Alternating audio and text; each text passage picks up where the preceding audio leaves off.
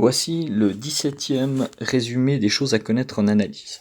On va voir ici l'interprétation géométrique de l'intégrale de f de x dx entre a et b, si f est une fonction continue sur l'intervalle ab. Alors, premier cas, si la fonction f de x est toujours positive, donc si f de x est plus grande ou égale à 0 pour tout x, pour tous les x sur l'intervalle AB, donc pour tout x appartenant à l'intervalle AB, si cette fonction f de x est positive, alors ce qu'on va obtenir lorsqu'on va calculer l'intégrale de a à b de f de x dx, eh bien ça va être égal à l'aire. Donc si je fais un petit schéma, donc j'ai une courbe par exemple f comme ça, j'ai a ici, b ici, on va obtenir l'aire ici, délimité par les deux droites x égale a, x égale b, et la courbe de f de x. Maintenant, si f de x est plus petite ou égale à 0, donc si elle est négative, pour tous les x qui appartiennent à l'intervalle AB. Alors je fais un petit dessin. Donc cette fois, on a notre fonction f de x qui sera, par exemple, ici, avec a et b. Donc elle est entièrement négative ici. Alors en calculant l'intégrale entre a et b de f de x dx, eh bien on va trouver moins l'aire. Donc ça veut dire que l'intégrale va nous donner une valeur négative, et cela vaudra exactement l'opposé de l'aire. Donc si on nous demande l'aire de cette surface ici, il suffira de prendre la valeur absolue de ce que l'on obtient, et ça nous donnera l'aire géométrique. Parce que l'aire géométrique ne peut pas être négative. Si on veut l'aire d'une surface, c'est forcément un nombre positif. Si maintenant la fonction f de x change de signe sur notre intervalle AB, donc supposons que ça ce soit A, que ça ce soit B, donc on voit qu'ici la courbe elle est positive ici, négative ici, positive, négative, et bien quand on va calculer l'intégrale de A à B de cette fonction f de x, on va obtenir plus l'aire qui est ici, moins l'aire ici, plus l'aire ici, et moins l'aire ici. Donc ça veut dire que le nombre qu'on va obtenir ne va pas donner l'aire géométrique, mais va donner un calcul avec des valeurs positives pour les aires qui sont au-dessus de l'axe et des valeurs négatives pour les aires qui sont en dessous. Donc si on veut calculer l'aire géométrique entre la courbe, l'axe dx, la droite x égale a, la droite x égale b, il va falloir partager en morceaux.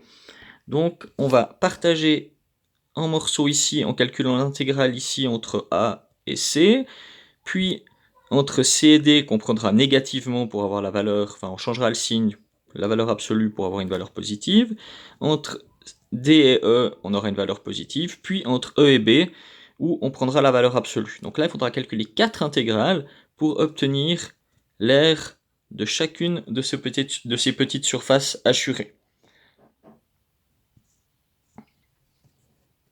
Prenons comme exemple la fonction f de x égale x puissance 3 moins 4x puissance 2 moins 7x plus 10. Voilà la représentation graphique. Donc si on veut calculer l'aire entre la courbe verte, l'axe dx et les droites d'équation x égale moins 2 et x égale 5, eh bien il va falloir partager en deux morceaux cette intégrale de façon à avoir l'aire positive. Donc on va décomposer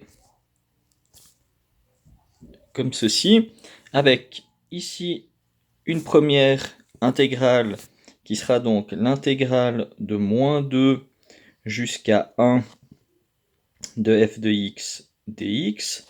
Et puis, si on calcule l'autre, ici, si on calcule l'intégrale de 1 à 5 de f de x dx, et bien comme l'aire se trouve sous la courbe, on va l'avoir de façon négative. Donc si on veut avoir l'aire totale, donc l'aire rouge plus l'aire bleue, on va mettre un signe moins ici devant l'intégrale de 1 à 5, comme ça rétablira le signe positif, et on aura donc l'aire totale, l'aire rouge plus l'aire bleue. Donc on calcule la primitive f majuscule, et on va donc évaluer la fonction 1 moins la fonction f majuscule en moins 2, moins entre parenthèses f de 5 moins f de 1. Donc voilà ce que cela va donner si on écrit la primitive. On va l'évaluer en 1 et en moins 2, moins la valeur en moins 2, puis on va soustraire ce qu'on obtient pour l'intégrale bleue. Donc si on calcule en remplaçant les x par les valeurs ici 1, moins 2, 5 et 1, voilà ce qu'on obtient. Donc finalement, on va obtenir, si on calcule ça à la calculatrice, on va obtenir pour la première R 99 sur 4, ça c'est pour l'air rouge, moins, et puis pour l'air bleu, on obtient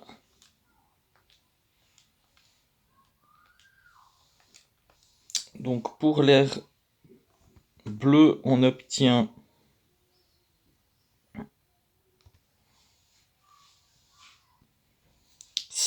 moins 160 sur 3, mais comme le calcul qu'on a fait, la courbe étant sous l'axe des x, on l'obtient négativement, on va donc prendre moins, donc on va obtenir 99 sur 4 plus 160 sur 3, où le 99 sur 4 c'est l'air rouge, et puis le 160 sur 3 c'est l'air bleu qui est sous la courbe.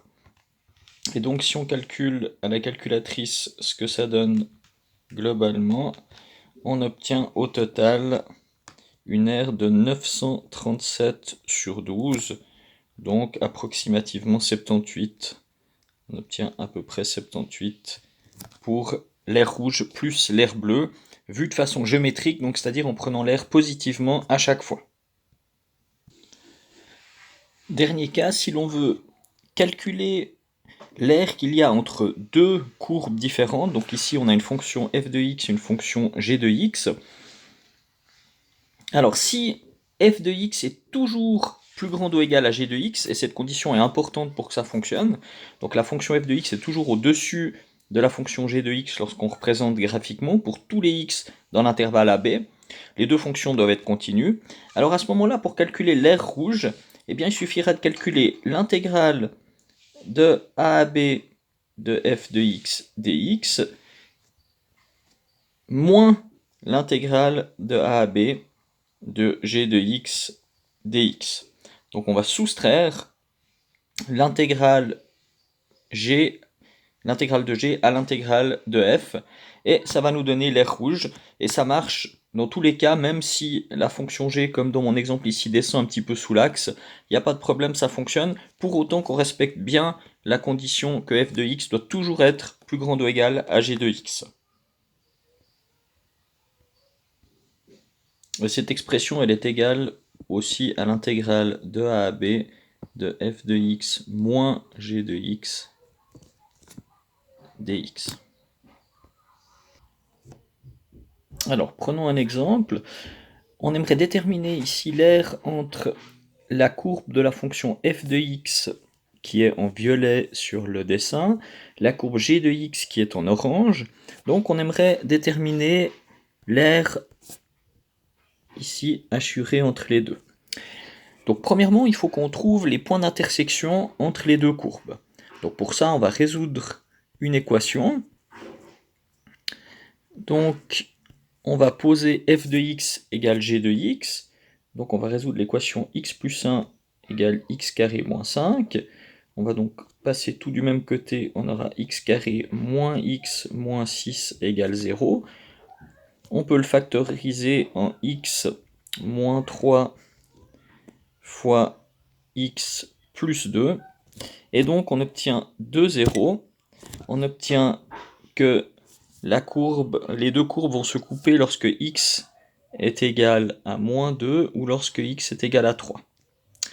Donc on va calculer l'intégrale de moins 2 à 3 de f de x dx moins l'intégrale de moins 2 à 3 de g de x dx. Et ça va nous donner l'air assuré en rouge. Donc on peut regrouper les deux en mettant l'intégrale de moins 2 à 3 de f de x moins g de x dx. Ça va donc nous donner l'intégrale de moins 2 à 3 de x plus 1 moins x carré plus 5 dx. Et donc si on regroupe tout ça, ça donne l'intégrale de moins 2 à 3 de moins x carré plus x plus 6.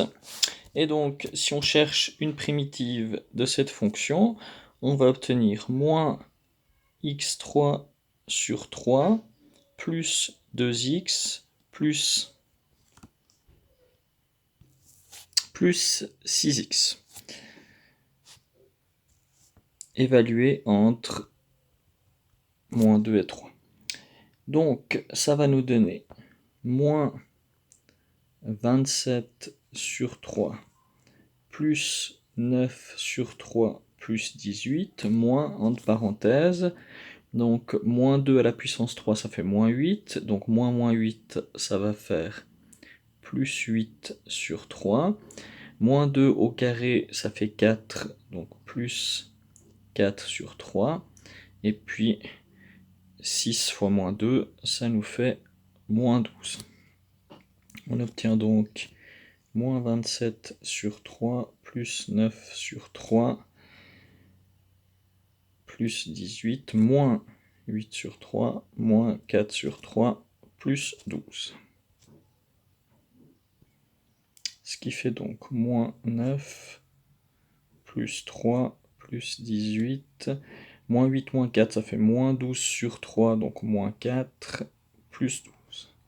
Et donc ça fait 33. 33 moins 4, 29, 29 moins 20, on obtient 20 pour l'air assuré rouge.